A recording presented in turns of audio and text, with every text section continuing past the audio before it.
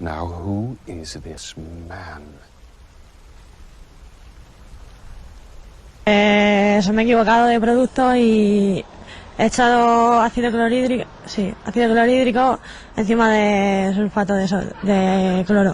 No, sulfato no sé lo que era. Y lo he echado, ¿sabes? Y ha hecho una reacción que flipa, ha empezado a salir gas amarillo por ahí y ha afectado a la gente, ¿sabes? Ha afectado porque la gente ha tenido que salir de sus casas y hay gente que tenía que ir a trabajar que no ha podido coger el coche, que vamos, que la he liado parda, ¿sabes? Hola a todos, bienvenidos a Filosofía de Película, yo soy Oscar. Un saludo muy especial a Elon Musk en el Día del Afrodescendiente que ha decretado la ONU por alguna razón de la ONU. Ah, Ni siquiera es el Día del Africano, que ya era una idea curiosa. No, es el Día del Afrodescendiente, que según la definición hasta podríamos ser todos los Homo sapiens, pero bueno, como sea. Y gracias a la gente de Amazon por tener una nueva temporada de Ring of Power. No la estoy viendo, por supuesto, pero me estoy divirtiendo muchísimo con las reseñas de esa serie. Ring of Power es la refutación, es el contraejemplo de una teoría que en nuestros días es hegemónica. Hay una teoría que dice que las obras de arte no valen nada, que ninguna obra de arte tiene ningún mérito, que los clásicos son clásicos porque fueron establecidos como clásicos por una élite dominante que puso un montón de plata para que obras de arte que los adulaban a ellos fuesen puestas en el pedestal de los clásicos, y la mayoría de la gente que no sabe nada de arte simplemente aceptó que esas obras eran clásicos, eran superiores al resto, porque se lo dijeron los críticos pagos al servicio de los poderosos que los autores clásicos estaban adulando. ¿Qué pasa? Cuando la gente que aprendió esta teoría en las universidades, aprendió esta teoría en talleres literarios, por llamarlos de algún modo, se puso a escribir, dijo, bueno, vamos a crear nosotros nuestros propios clásicos, vamos a trabajar para la élite económica de hoy, vamos a adularlos, a lamerle las botas, a poner su agenda en nuestra ficción. Esta élite le va a pagar a todos los críticos profesionales para que digan esto es una obra maestra, es mejor que Tolkien, es mejor que Shakespeare, y la gente va a aceptar eso. La gente no lo aceptó. La gente no lo aceptó, se rió de la porquería que habían hecho, y entonces salieron todos los críticos a decirle que eran istafóbicos, y la gente se siguió riendo de esa porquería. Ring of Power es la demostración práctica de que esa teoría es falsa. Esa teoría que hoy es hegemónica, se enseña en todas las universidades. La teoría de que ninguna obra de arte vale nada, que los clásicos son clásicos porque unas élites económicas sociales decidieron que fueran clásicos. Ring of Power es la refutación de eso, porque muestra que las élites de hoy quieren aplicar esa teoría y no pueden. Quieren crear sus propios clásicos y la gente se ríe de la basura que hicieron. Estuve leyendo Hay filosofía en tu nevera de Enric Hill, y en editorial por Royal, me disculpo por esto.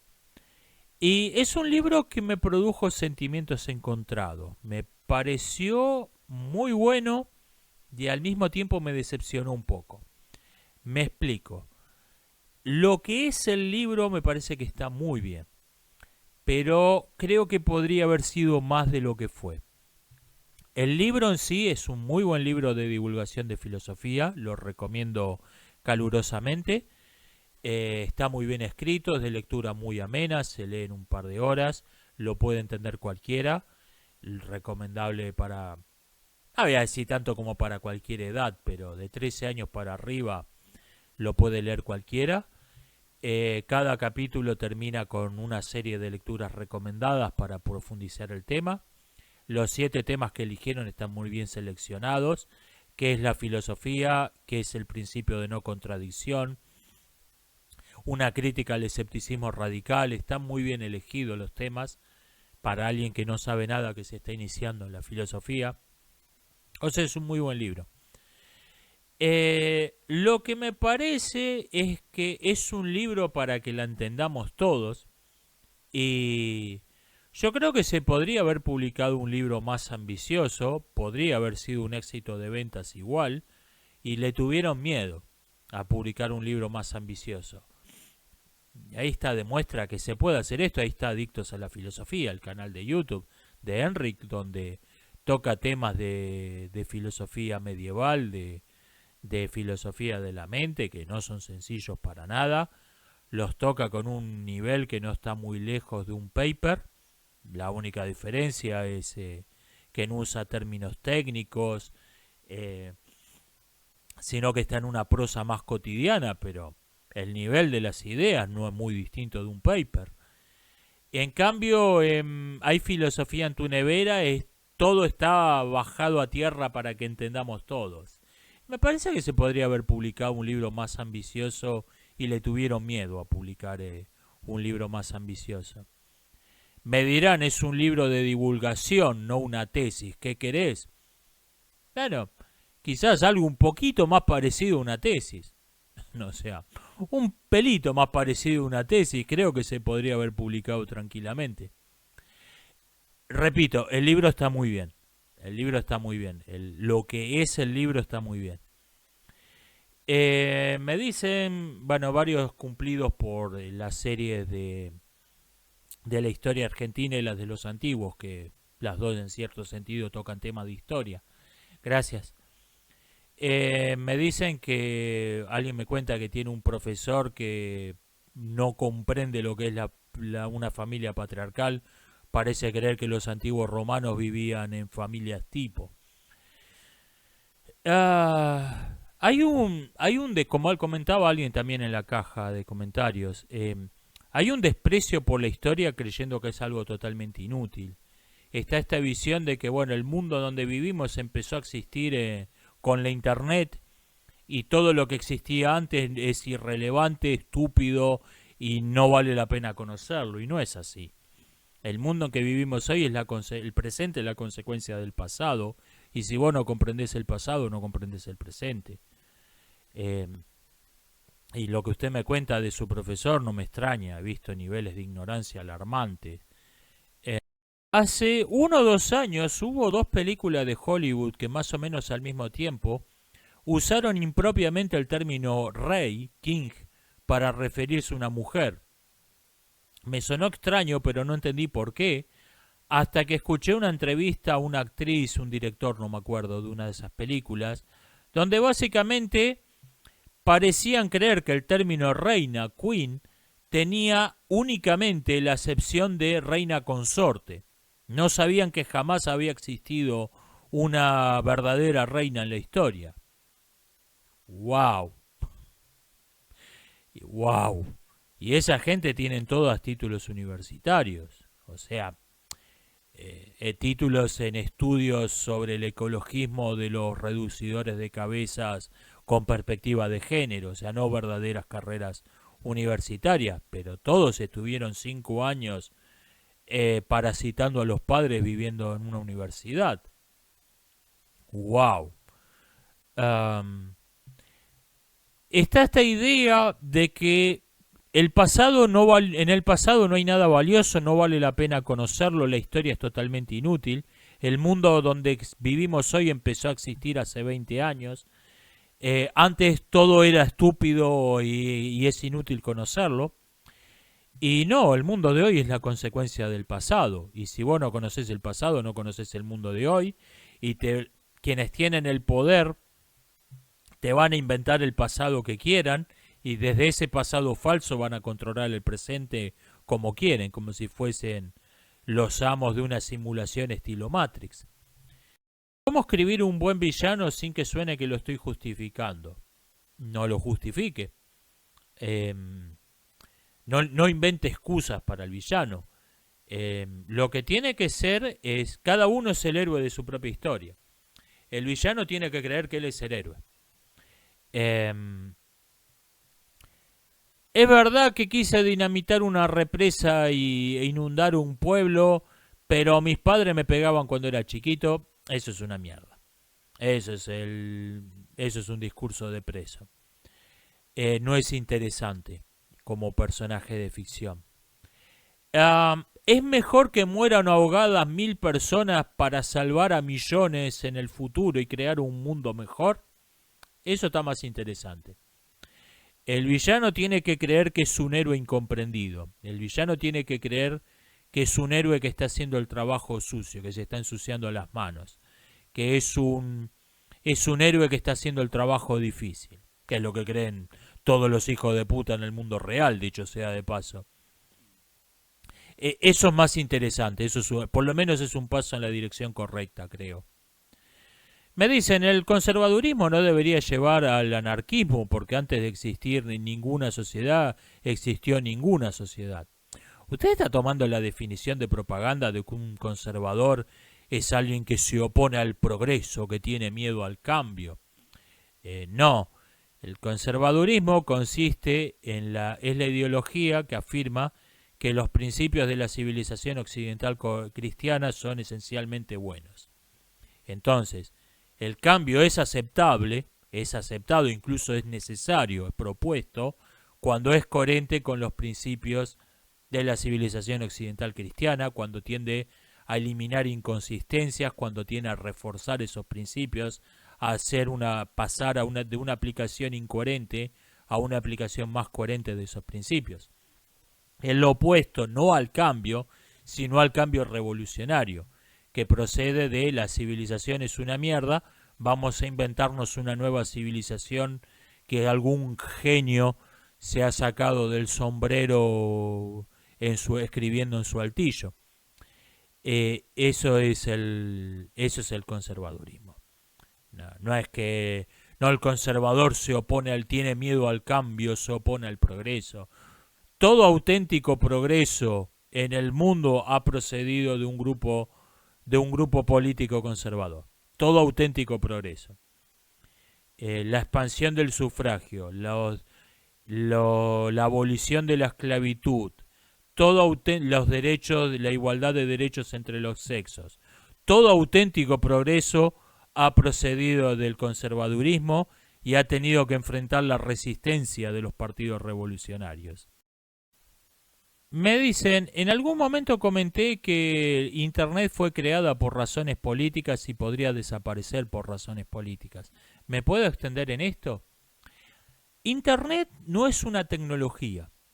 Internet no es una cosa. Internet no es un automóvil, no es una máquina de vapor, no es una aleación de metales. Internet es una serie de protocolos que alguien escribió en un papel y varias personas lo firmaron. Eso es Internet. Las redes de computadoras existen prácticamente desde que existe la computadora. La idea de conectar dos o más computadoras entre sí para aumentar su poder de cómputo, para compartir archivos de una a otra, existe desde que existe la computadora. Esto no es algo innovador que apareció de la nada en los 90. Lo que pasó a fines de los 80, principios de los 90, no por casualidad coincidiendo con el fin de la Primera Guerra Fría, es que se conectaron un montón de redes de computadoras entre sí. Por un lado, redes occidentales que tenían eran todas subcontratistas de alguna entidad militar, o sea, eran semiestatales, semiprivadas, se fusionaron todas entre sí y a su vez se conectaron con las redes rusas, que antes eran su propia cosa, controlada por el Estado soviético. Eso fue el Internet. Lo que estamos viendo en nuestros días es un mundo que se está fragmentando y junto con esta fragmentación se está fragmentando la Internet. Esos protocolos que todo el mundo había acordado respetar en 1990 no se están respetando y por eso se están creando barreras físicas al paso de la información entre un segmento de la red y otro. Por un lado tenemos China, que prácticamente tiene su propia Internet, no está conectado al resto del mundo.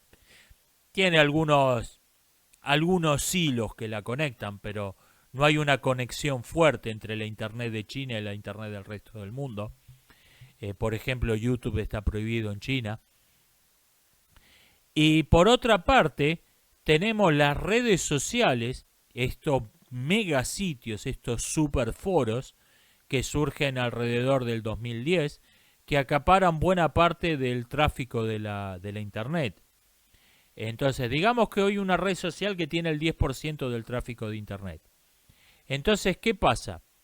Una compañía de teléfonos hace un acuerdo no con la red, hace un acuerdo con esa red social para darle acceso a los usuarios de sus servicios de teléfonos, acceso a esa red social, no acceso a Internet. Y esto lo puede hacer con un peso mucho menor, con un costo económico mucho menor, y por lo tanto lo puede vender más barato. Y hay usuarios que usan 2 o 3 redes sociales que le dan el combo, te damos acceso a estas 2 o 3 redes sociales, no a Internet. Te damos acceso a estas 2 o 3 redes sociales por la mitad de precio. Venga. Eso es lo que está pasando en nuestros días. Se está fragmentando la red. Hay una fragmentación. Para empezar, hay una fragmentación del tráfico. Tenemos redes sociales que tienen una marcadísima línea ideológica. Entonces son como nichos donde van gente. Twitter es liberal, Facebook es progre, ¿cómo se llama la de Trump? No me acuerdo, es de derechas. Tenemos como que hay redes con un perfil claramente marcado. Y las compañías de teléfono te están diciendo, si la gente usa una red 2, ¿para qué le vamos a dar acceso a todo? Le damos acceso a la red que está usando por la mitad de precio. Eso es y está China, por supuesto. China, que tiene su propia subinternet totalmente controlada por el Estado. Las razones políticas por las que se creó Internet en 1990 más o menos, la fecha es bastante arbitraria en realidad, la fecha donde se dice que nació la Internet, están desapareciendo y está desapareciendo la Internet con ellas. ¿El sufragio debería ser voluntario, obligatorio o pago? El sufragio hoy en día es una farsa. No vivimos en una verdadera democracia. En ninguna parte del mundo vivimos en verdaderas democracias. La democracia indirecta presupone 3 condiciones imprescindibles. Presupone una cultura donde la sociedad se considera integrada por individuos responsables de sus actos, no por siervos a los que les dicen qué hacer, no por miembros de una tribu, de un colectivo cualquiera, de una clase, de una tribu, de una casta. Se considera integrada por individuos responsables de sus actos. 2. Se considera que el votante está bien informado sobre aquello que está votando. Se ha molestado en conseguir información y le han dado información objetiva realmente valiosa sobre el tema sobre el que está votando. Si no, su voto no tiene mayor valor que el de alguien completamente borracho teniendo alucinaciones. Y tercero, se considera que el representante electo tiene un compromiso con las personas que lo votaron para representar la posición mayoritaria de estos. No le han dado un cheque en blanco para que vote lo que se le dé la gana en el Congreso, en la Asamblea, en lo que sea. Ninguna de esas 3 condiciones están dadas en las pseudodemocracias de hoy. No tenemos una cultura democrática. En el mundo occidental hoy no tenemos una cultura democrática. Lo poco que quedaba de esta murió en 2020, murió de COVID. Lo poco que quedaba de una cultura democrática. No tenemos un votante informado. El votante no sabe dónde está parado. Y los representantes reciben un cheque en blanco con el que pueden hacer cualquier cosa. O sea, da exactamente lo mismo si subieron por el partido A, por el partido B, el partido C, porque el voto no los compromete a nada. Me dicen que en el segundo episodio de la serie de los antiguos, Una sociedad patriarcal, dije que iba a hablar de la ley Maria y de su derogación al tocar el tema de las rebeliones de esclavos, y en el episodio 3, Una sociedad esclavista, no lo hice. Es que tuve que recortarlo muchísimo el tema de las rebeliones de esclavos, si no el tema de las guerras serviles se comía el video. Quería hablar de la esclavitud en general en la antigüedad, de la esclavitud en general y un poco más específico de la esclavitud en la sociedad greco-romana.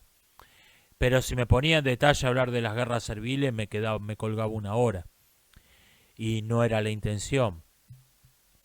La ley Maria fue un paquete de medidas supuestamente humanitarias sancionadas por el cónsul Mario, pero en realidad tendían a combatir el problema de los latifundios.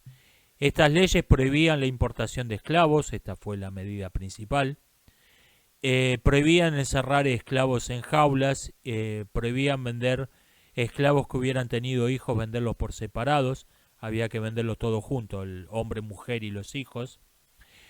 Prohibía vender una esclava con la que se hubiera tenido un hijo y otros límites.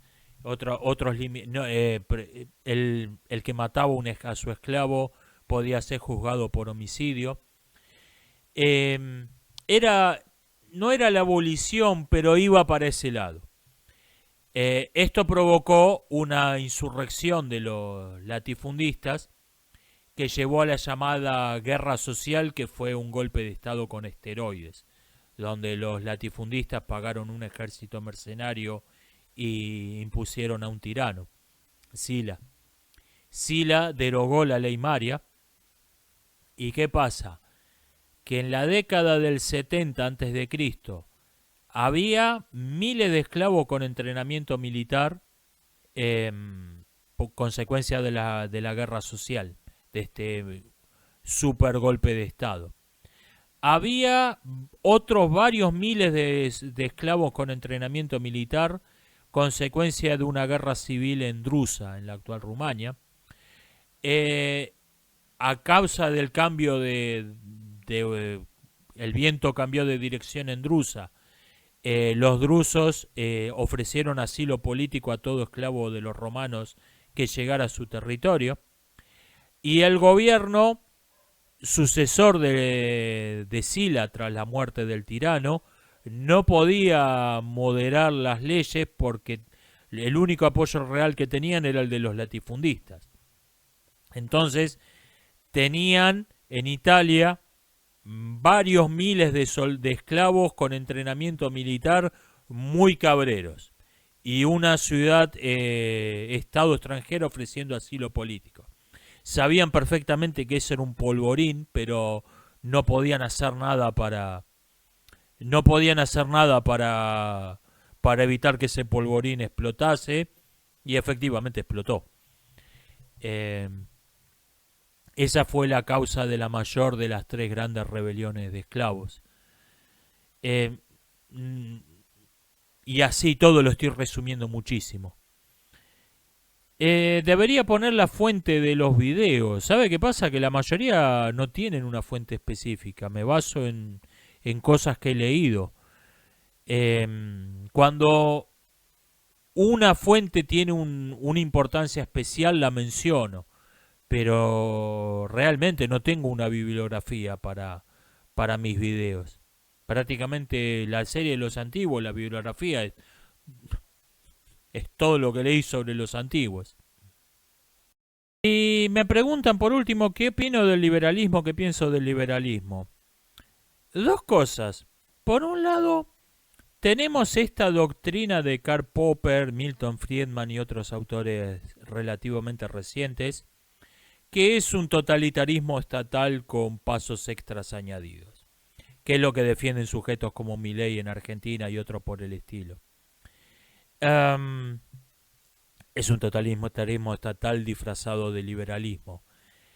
Pero incluso con el verdadero liberalismo tengo algunos problemas importantes, problemas de base. Noto en los autores liberales una tendencia a caer en una falacia que podemos resumir en tal cosa debería ser, por lo tanto tal cosa es. El confundir lo que debería ser con lo que es. Creer que si algo debería ser, entonces es. Esta falacia la encontramos en prácticamente todos los autores liberales clásicos. En Adam Smith la encontramos, en Locke la encontramos en todos.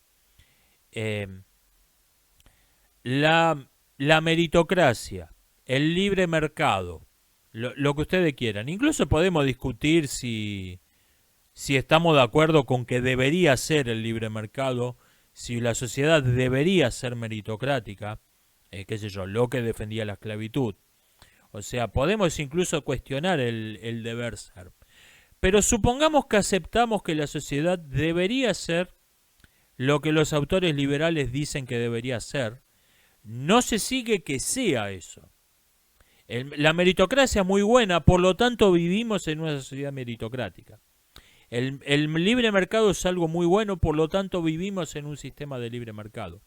Este paso de lo que debería ser, por lo tanto es algo que está en todos los autores liberales, está en un rol central, esta falacia.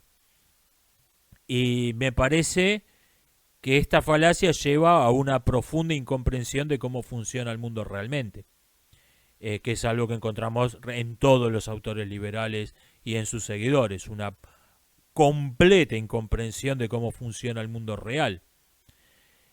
Esos son mis problemas con el liberalismo. Espero que les haya resultado interesante. Nos estamos viendo hasta la próxima.